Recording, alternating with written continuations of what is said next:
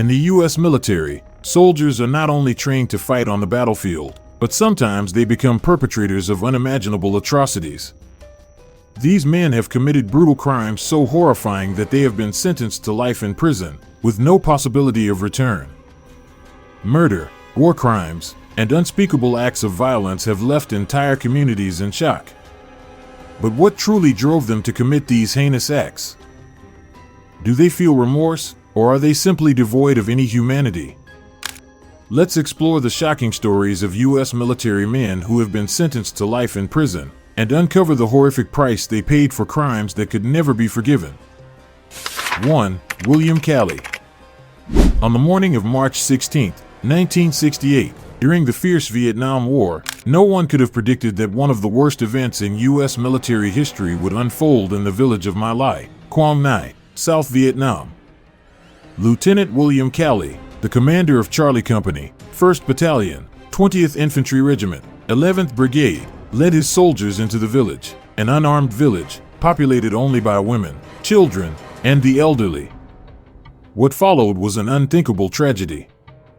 Under Calley's command, the entire village was destroyed.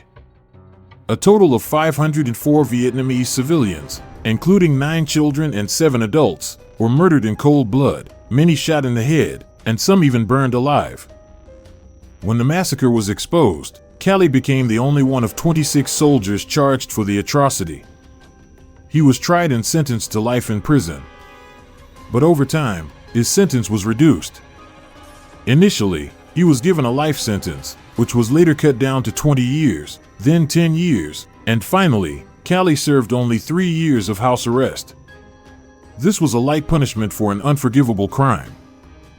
Looking back today, the question remains, can forgiveness truly come from a justice system that sometimes grants such leniency to those who commit heinous acts like Calley's? The My Lai massacre will forever remain a stain on the history of the U.S. military, not just for the Vietnamese people, but for all of humanity. 2. Clayton Fountain. One early morning in 1974, while stationed in the Philippines, Clayton Fountain, a U.S. Marine, committed an act that shocked the world.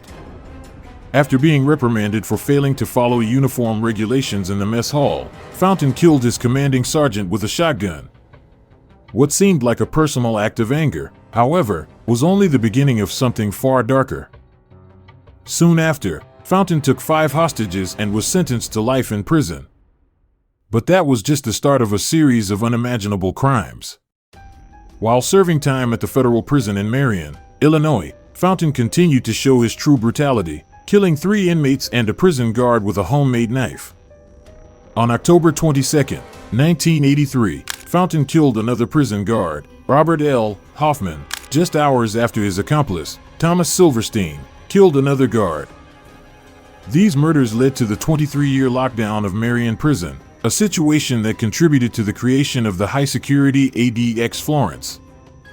Fountain was not just a dangerous criminal, but a symbol of a broken prison system that was unable to contain the acts of violence committed by the very men it was meant to manage. For nearly 2 decades, Fountain was held in solitary confinement at the Federal Medical Center in Springfield, Missouri. Although he converted to Catholicism and became a Trappist monk in the later years of his life, Fountain's death from a heart attack in 2004 at the age of 48 did nothing to erase the dark legacy of the crimes he had committed. 3. Calvin Gibbs.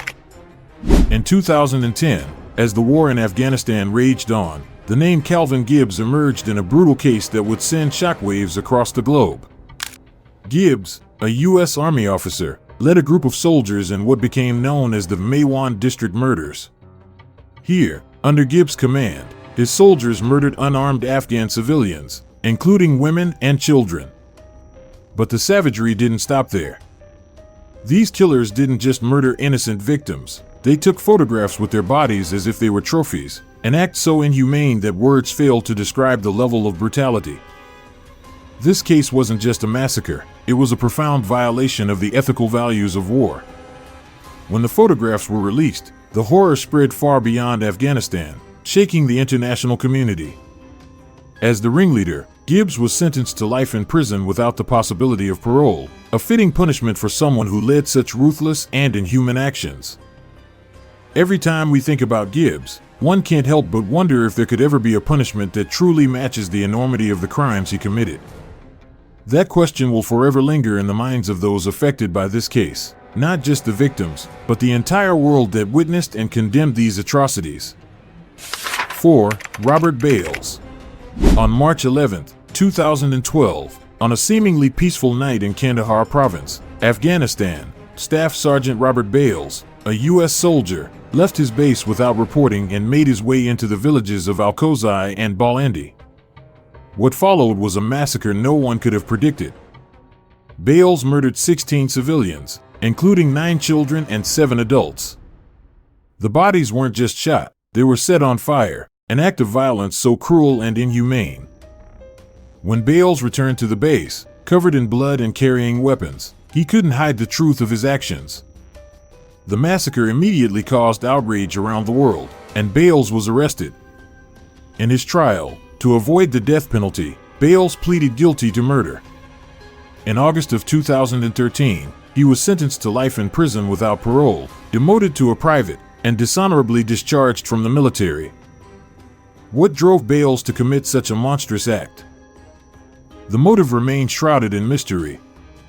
He had served 3 tours in Iraq and Afghanistan, wars that left deep psychological scars. But that doesn't justify murdering innocent civilians, people caught in a war they had no control over. As of April 25, 2025, Bales has served about 12 years in the U.S. disciplinary barracks at Fort Leavenworth, Kansas. The question still lingers: can we ever truly understand the depths of the psychological wounds that war leaves on soldiers, and can they be held accountable for their actions when those wounds are so deep they cannot heal? 5. Maliek Kearney. On August 24, 2015, a peaceful summer morning in Severn, Maryland, was shattered by gunfire, and a life was taken. Maliek Kearney, a soldier stationed at Fort Jackson, South Carolina, drove to Severn, Maryland, with the sole purpose of murdering his wife, Carlin Ramirez, who was serving at Fort Meade. What was the motive behind this action? A broken relationship, unresolved conflicts, and a catastrophic decision. Kearney shot his wife 3 times at close range, ending her life as she tried to defend herself. But it didn't stop there. Kearney staged the crime scene to look like a sexual assault, intentionally erasing evidence and disrupting the investigation. To complete his sinister plan, he placed their 4-month-old daughter in his wife's arms, turning the scene even more heartbreaking. Kearney's girlfriend, Dolores Delgado, assisted him by providing the weapon and helping him execute the crime.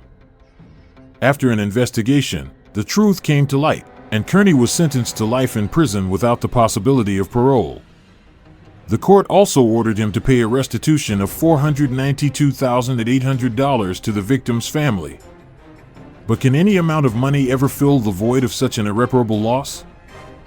This crime wasn't just the loss of a wife and mother, it was the loss of a family, a community. Kearney doesn't only face the legal consequences, but also the weight of regret and guilt for the rest of his life. His act of domestic violence leaves a deep scar in the hearts of those left behind. Can a late apology ever heal those invisible wounds? 6. John M. Russell. On May 11, 2009, at Camp Liberty, Baghdad, Iraq, a bloody event unfolded when Staff Sergeant John M. Russell, a U.S. Army soldier, suddenly opened fire on 5 of his comrades, ending their lives in a heated argument at a psychological counseling center. This wasn't an attack in the battlefield. It was an attack within the very military ranks, in what was supposed to be a safe environment. The incident occurred following a tense debate, and Russell, using a weapon from an escorting soldier, drove back to the center and without hesitation, opened fire on unarmed comrades. The 5 victims, 4 soldiers and a Navy officer, had no preparation for the attack from someone they had once called a fellow soldier. Their deaths shocked not only the military but the entire international community. Could there ever be a justification for such an act? Was it a loss of control due to anger, or was it the deep-rooted depression of a soldier after years of combat? During the trial, Russell's defense lawyers argued that he suffered from severe depression and post-combat stress, and that these psychological issues contributed to his actions. However, the court still ruled this as premeditated murder, and Russell was sentenced to life in prison without parole. Once a soldier who served his country, Russell now faces a sentence that cannot be undone. He is currently incarcerated at the United States Disciplinary Barracks at Fort Leavenworth, Kansas, where those who once stood by him are now nothing more than names in the indictment. His actions serve as a painful example of the cost of untreated psychological wounds from war, and his story is a cautionary tale about the critical importance of mental health care within the military. 7. William Kreutzer Jr. On October 27, 1995, a seemingly ordinary morning at Fort Bragg, North Carolina, witnessed a horrific event that no one could have predicted. William Kreutzer Jr., a young soldier, in a state of intense mental strain and internal conflict, decided to open fire on his comrades during a morning physical training session. What should have been a routine exercise turned into a brutal attack, where one officer was killed and 18 soldiers were injured. These attacks weren't just the actions of a soldier in a fit of rage. They were a manifestation of the prolonged psychological torment Kreutzer had been enduring. Before the incident, Kreutzer had repeatedly reported being bullied by his peers, and signs of severe mental stress were evident. A mind wounded by combat doesn't always show physical scars, and Kreutzer was a prime example of this. However, mental anguish cannot justify actions as brutal as the ones he committed. After being sentenced to death, Kreutzer received a reduced sentence when his death penalty was commuted to life imprisonment with the possibility of parole. The reason was the severe mental health issues Kreutzer had experienced. Kreutzer's story will forever be a trade-off between reason and the invisible wounds caused by war. 8. Grady Wayne Wilkes. On May 19, 2019, a chilling scene unfolded at a mobile home park in Auburn, Alabama, one that would leave the entire community in shock. Grady Wayne Wilkes, then a non-commissioned officer in the Alabama National Guard, wearing body armor and a military helmet, opened the door of his home and fired at 3 police officers who were carrying out their duty. To these officers, what was supposed to be a routine task quickly turned into a deadly confrontation as they were unaware they had just become targets of an unexpected attack. One of the officers, William Beekner, tragically lost his life at the scene, while the other 2 officers sustained severe injuries.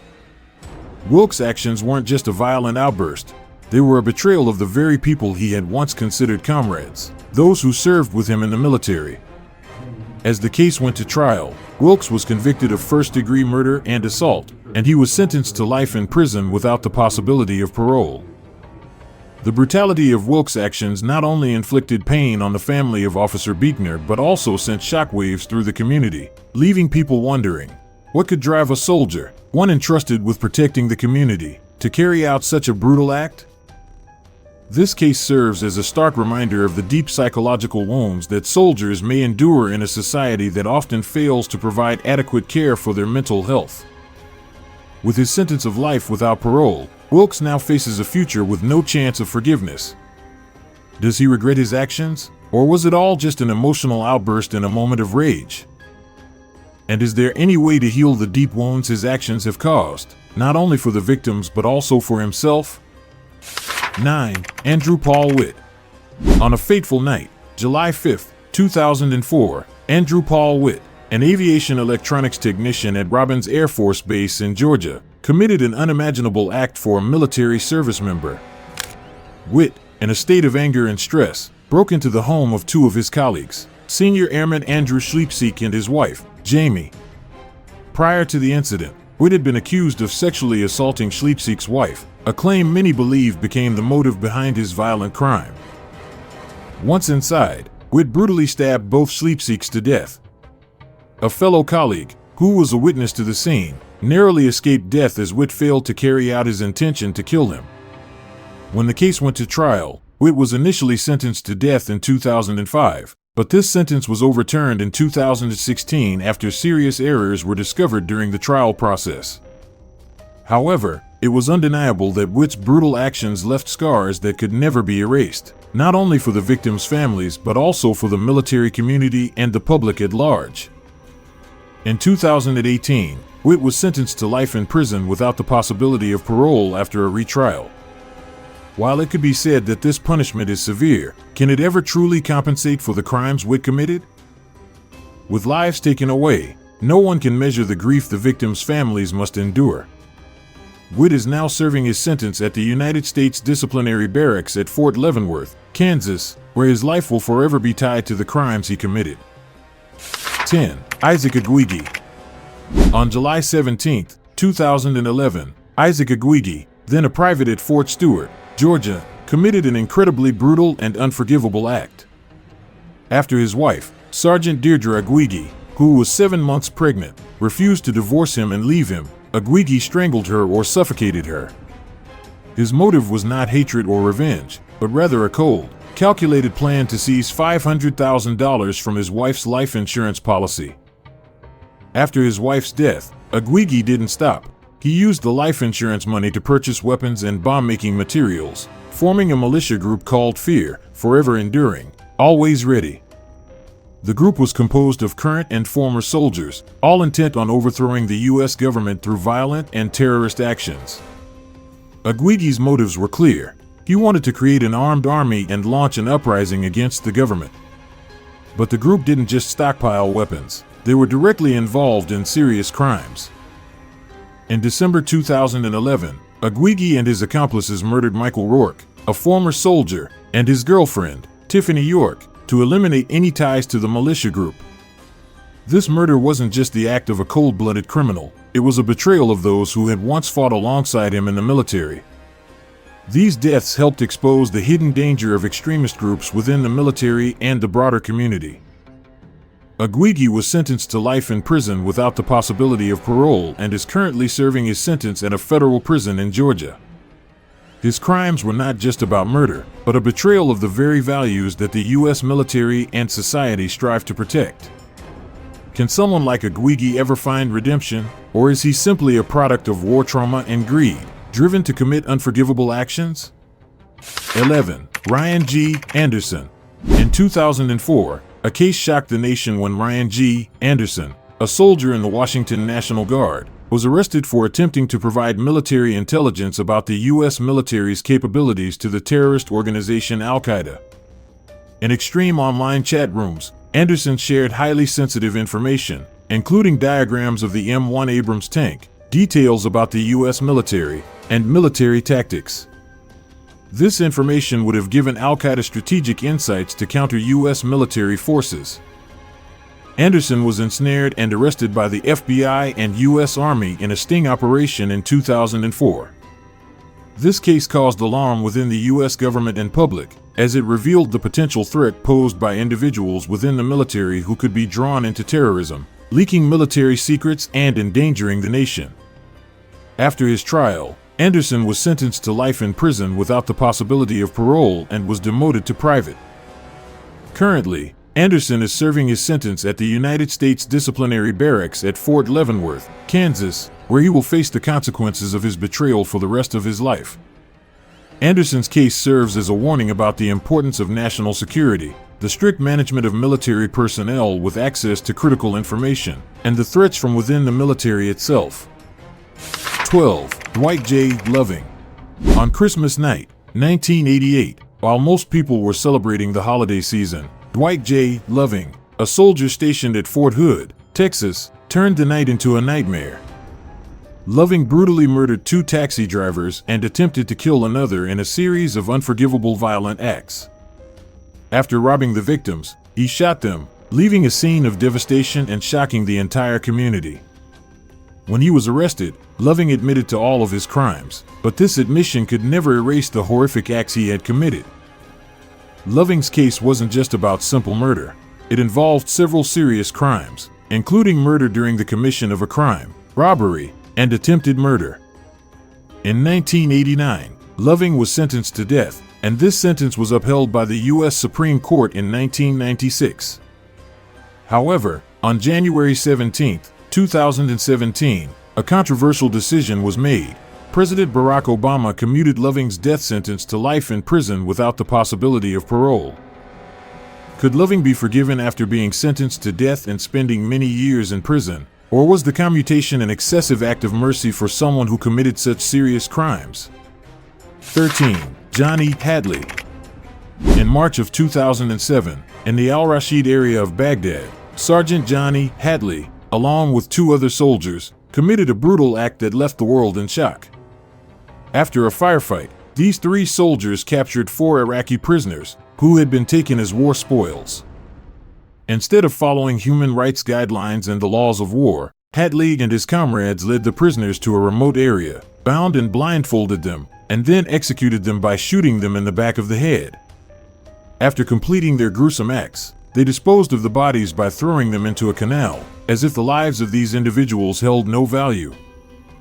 The case was only uncovered when a soldier from within their unit, haunted by the horrific acts, blew the whistle on Hatley and his accomplices. This serves as a grim reminder of the brutality that can emerge in wartime situations, and how a lack of oversight can lead to severe human rights violations. Hatley was initially sentenced to death after the case went to trial, but due to legal issues and appeals, his death sentence was later reduced to 40 years, then to 25 years. Ultimately, in October 2020, Hatley was granted clemency and released. While the sentence was reduced over time, the brutal actions he committed will forever leave deep scars, not only on the victims but also within the military community and society at large. Was this clemency truly fair, or was it an excessive act of mercy for someone who took the lives of so many innocent people? The question remains unanswered. 14. William Henry Hance. William Henry Hance, a U.S. soldier, instilled fear and lasting trauma in communities during the late 1970s. In 1977 and 1978, Hance carried out a series of shocking murders near military bases in Georgia and Indiana. His victims were 3 innocent women, who became the targets of an inexplicable crime spree. Not only did he murder these women, but he also sent threatening letters to the police, claiming to be part of a group called the Forces of Evil to mislead the investigation, making it more difficult to apprehend him. These deceptive tactics prolonged the investigation and added more suffering for the victims' families. Hance's case wasn't just a brutal murder spree. It highlighted deep complexities of justice and racial bias in the legal proceedings. Doubts about the fairness of the justice system in such serious criminal cases continue to be a hot topic in American society. Hance was sentenced to death and executed by electric chair in Georgia on March 31, 1994. However, his case continues to spark controversy, not just because of the heinous crimes but also due to the legal proceedings and the handling of criminal acts in that era. While he paid for his crimes, William Henry Hance's story remains a painful reminder of the irreparable damage a killer can leave on the community. 15. Derrick Miller. On September 26, 2010, in the dangerous and tense environment of the Afghanistan War, Sergeant Derrick Miller became involved in an incident that shook public opinion and sparked debates about decisions and actions made during combat. While stationed in Mazamud Bala, Lagman Province, Afghanistan, Miller detained an Afghan man named Atta Muhammad after he entered the unit's defensive area. What seemed like a routine situation in combat quickly escalated into a high-stakes confrontation. During the interrogation, Muhammad was accused of attempting to grab Miller's weapon. His action, possibly driven by fear or desperation, led to a fatal decision. Under immense pressure, Miller fired and killed Muhammad, a decision that resulted in the man's death. But was this truly an act of self-defense in a war zone, or a hasty decision reflecting a gap in training and psychological preparation for soldiers facing extreme situations? Miller was convicted of premeditated murder, and his sentence led to life imprisonment. This case raised not only ethical questions about the conduct in war but also challenged the military justice system in handling such high-stress situations. After serving 8 years, Miller's sentence was reduced to 20 years, and he was granted clemency and released on May 20, 2019. After his release, Miller shifted his life's focus, seeking personal transformation and dedicating himself to the community. He became the executive director of the Justice for Warriors group, where he used his experiences to help other veterans facing post-war challenges. Additionally, he serves as a military advisor for Representative Louis Gohmert, contributing to policy support and assisting veterans in their reintegration process. Derrick Miller's story is a testament to the complexity of war and the difficulty of making decisions in high-pressure moments. Though he paid for his actions, his release and career shift indicate a process of healing and the potential to contribute positively to society. In the end, the stories of American soldiers serving life sentences are not just about permanent sentences but also profound reminders of the choices and decisions each person must face in life. Does true justice exist when these unforgivable crimes cannot be absolved? Or is it a never-ending struggle between punishment and the opportunity for redemption? These stories will make you reflect on the value of justice and the inevitable consequences. If you found this video impactful and want to learn more about controversial stories, the lives of inmates, and dramatic situations, don't forget to hit subscribe and like so you don't miss the next videos. Share your thoughts in the comments. Do you empathize or have a different view on these stories? Thank you for watching, and I'll see you in the next video.